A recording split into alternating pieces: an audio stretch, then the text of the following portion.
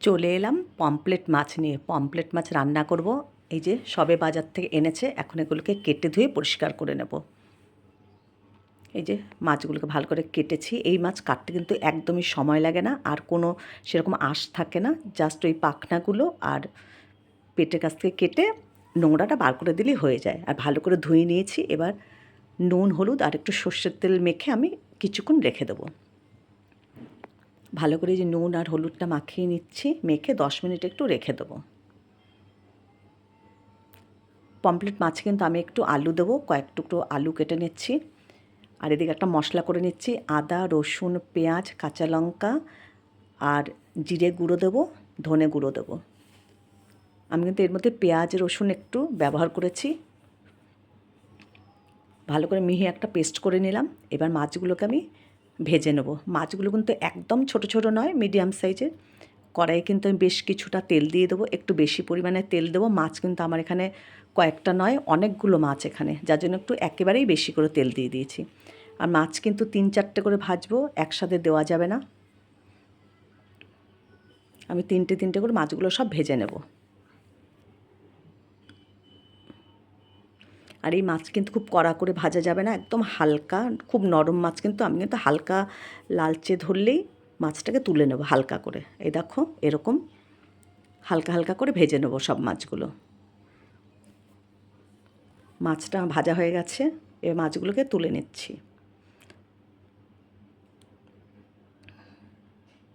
একটু তেলগুলোকে ছেঁকে ছেঁকে মাছগুলোকে সব তুলে নেব। এই যে মাছগুলো আমার সব ভাজা হয়ে গেছে। সব মাছগুলো ভাজা কিন্তু দেখালাম না, সব মাছ কিন্তু ভেজে নিয়েছি। এবার ওই তেলের মধ্যেই, আমাকে আর তেল দিতে হবে না, এর মধ্যে অনেকটা তেল আছে, ওর মধ্যে আলুগুলো একটু লাল করে ভেজে নেব। আলুটা ভাজার সময় একটু নুন আর হলুদ দিয়ে ভেজে নিচ্ছি, তাহলে আলু ভাজাটা খুব সুন্দর হয়। আর মশলাটা এই যে করে নিয়েছি, এর মধ্যে এবার আমি 1 চামচ জিরে গুঁড়ো, 1 চামচ ধনে গুঁড়ো, 1 চামচ হলুদ আর খানিকটা নুন একসাথে মাখিয়ে নেব। একটু জল দিয়ে দেবো সামান্য এর ওপরে, জল দিয়ে সব একসাথে মিশিয়ে রেখে দেবো। একটু ওপর দিয়ে জল দিয়ে দিচ্ছি। জল দিয়ে এবার মশলাটা সাইডে রেখে দিচ্ছি। আলুটা একটু লাল লাল ভাজা হলেই আলুটা সরিয়ে ওর মধ্যে ফোড়ন দেব। নুন আর হলুদ দিয়ে দিচ্ছি, দিয়ে লাল লাল করে ভেজে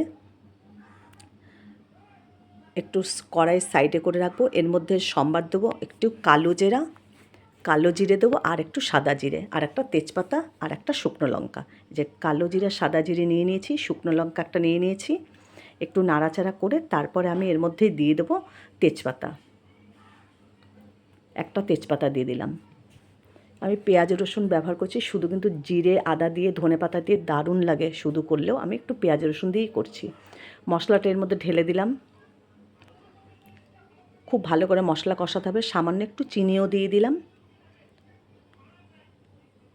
যার চিনি দেবার ইচ্ছা হবে সে দেবে। আমি মোটামুটি সব রান্নাতেই সামান্য একটু করে স্বাদের ব্যালেন্স করার জন্য চিনি দিই।